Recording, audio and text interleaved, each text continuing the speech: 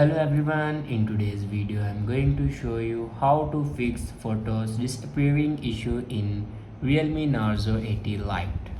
So before watching this video, don't forget to subscribe the channel and also press the bell icon. So let's start the video. First of all, open settings.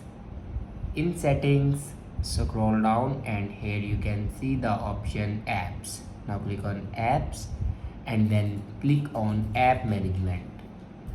Now search here photos app. Now click on photos and then click on storage usage.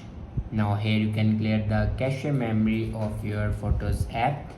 After clear the cache memory, then go back to your home screen and open photos and then click on albums. Now scroll down and click on recently deleted option. Now here you can check your recently deleted videos or photos.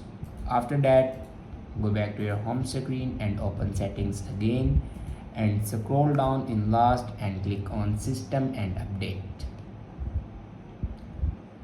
Now click on software update and here you can check your latest version will be updated or not. If it doesn't update to latest version, then update it to latest version.